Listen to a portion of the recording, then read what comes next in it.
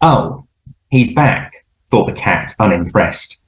This intruder, this invader, this uninvited guest, swanning about as if he owns the place, muscling in on my personal space, tickling my head, damn it, do not purr, and running his thick fingers over my tabby fur.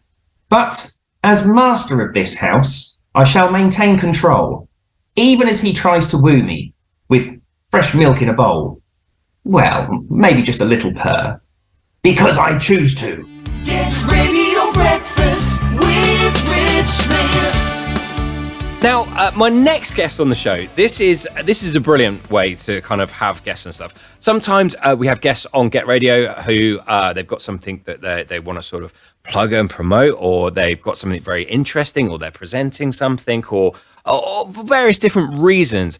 The reason why we've got our next guest on is because Hamish, who works upstairs, came down and says, "You've got to get Rowan on the show. You've got to get Rowan on the show. He's so interesting. You've got to get Rowan on the show." And I went, "Yeah, absolutely. Of course I will."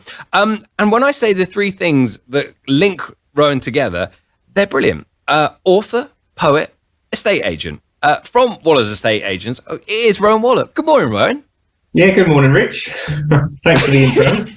No worries. It was sometimes it's best just to be real and honest, and that's exactly what happened. Hamish came down and was like, "You must get Rowan on the show. He's absolutely fascinating." And well, yeah, this is why you're on this morning. Just tell us a little bit about the author side of you first and foremost, because you've written a magnificent children's book. Well, yeah, the author side's a funny one, really. I suppose it's when I was a kid, when I was growing up, I always wanted to be an author, and I used to just write a lot, and then become an actual grown up and hit the world of work, and life took over.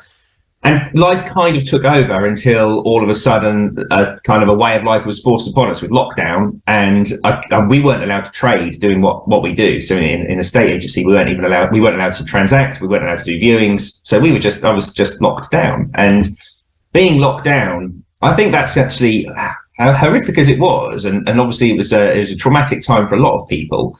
On the other hand, I think there could be this sense in a few years that was a kind of a wonderful time in our lives, almost for 2 or 3 months, where we were just forced to do the simple things and reconnect with each other and reconnect with ourselves. And I started writing again. So I wrote a few things, and one of those things that I wrote started as a LinkedIn post, because it was actually business oriented.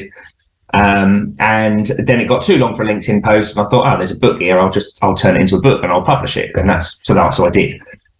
So it was a business post, but it was written in the sort of the style and form of a children's story, and then it kind of metamorphed into that. It's brilliant. I know a few people on LinkedIn who could do with actually turning their posts into books. They are that long. I don't know how people have time to read them, but there we go. It's a wonderful idea, and from that the children's book was kind of made and published. And you've got a little hold it up to the camera. You brought it a show and tell for radio, which is fantastic. Yeah, show and tell. There we go. Billy the Goat and the £5 note.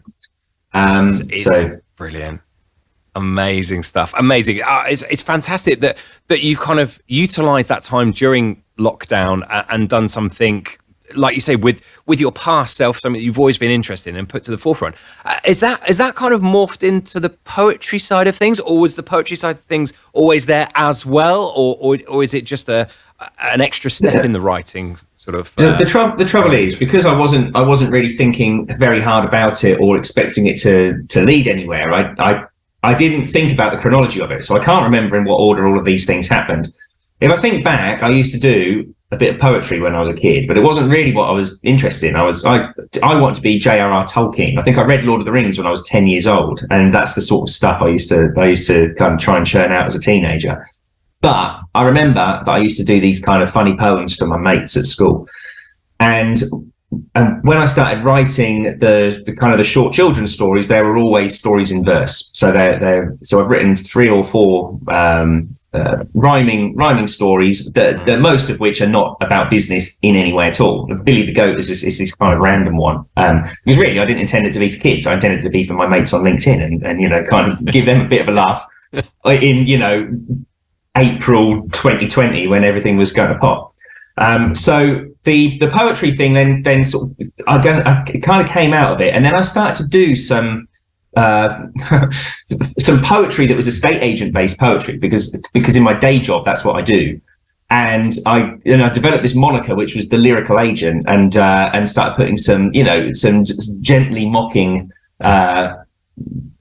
rhyming poems about the cretinous world of estate agency, and from that I started to get a reputation. So then I started to get asked by people to do poems for them. So a couple of charities asked me to do a poem for them. So Be Free Young Carers was the first one that came along. So I did a poem for their Action Day, and then a disabled veteran, Nick Wilson, who is a sort of a mental health advocate, anti-suicide campaigner. He asked me to do a couple. Those are quite hard ones to do, actually. But in fact, I think Suicide Prevention Day might be this week. So I have a feeling that's one of those that's going to be back out again this week. And then from there it started to develop. And then I set myself this random challenge because somebody said, "Is there anything you couldn't write a poem about?" And I thought, I don't know, I'll give it a go. So I came up with this challenge that on a Monday we generate a random word on a word generator. And then by the Friday, I'd have a poem out about it, whatever that word might be. So I started doing that for a few weeks. It was long form stuff. So it was more spoken word, and I'd record myself doing it, which is how you end up seeing it on TikTok, actually. And then on Boxing Day or Christmas, I decided I had this, I don't know, because we're all drunk at Christmas, basically, and somebody said, you should try doing one a day. So I thought, all right, then I'll do one a day. So, but to do a random word a day, I came up with the idea of basing it on what the Wordle was. So I'd do the Wordle, get the word, and then I'd craft a poem about it and get it out there. And I pop it out after noon the next day, just to give everybody in the world a chance to have done Wordle before I go and spoil it for them. So, and I've just hit 6 months actually. So I'm on something like 189 daily Wordle poems since Boxing Day. Well, have you got one to hand? Have you got a quick one to hand that you can possibly do for us? The Wordle one's pretty quick because I fit those into an Instagram square. Okay. And there's one. The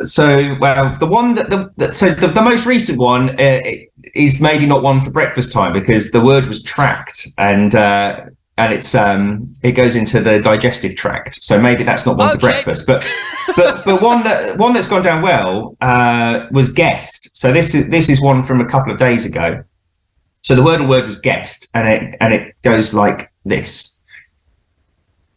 Oh, he's back, thought the cat, unimpressed. This intruder, this invader, this uninvited guest, swanning about as if he owns the place, muscling in on my personal space, tickling my head, damn it, do not purr, and running his thick fingers over my tabby fur.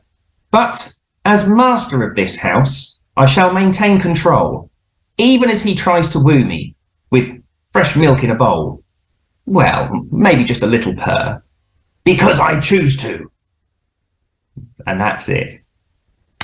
I'm sorry it's only me clapping. It's awful. There's nothing worse than one person clapping, but that is absolutely brilliant and superb and so interesting. It's been a joy and a pleasure catching up with you, Rowan. It really has. So many fascinating things and brilliant stuff, and utilising clearly your talents and finding them for words and for writing as well.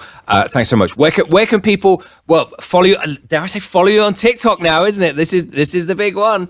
Not so much on TikTok. Insta's probably where the Wordle ones are going. So that is Rowan _Waller _storyteller, I think, and or on Facebook, Rowan Waller.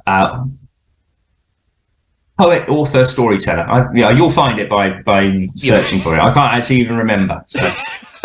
You'll be there. You'll be there. Rowan, it's been a joy and a pleasure catching up with you. Fantastic poetry and really, really great to catch up on this Friday. Thanks, Rich. Thanks for having me. Brilliant stuff. I love catching up with fascinating people. I think that's the bottom line. This is why we get into radio. This is why we do it, and it's absolutely brilliant. So interesting. If you ever want to come on the show, of course, you're more than welcome. Studio at getradio.co.uk. Find all the details at Get Radio, of course.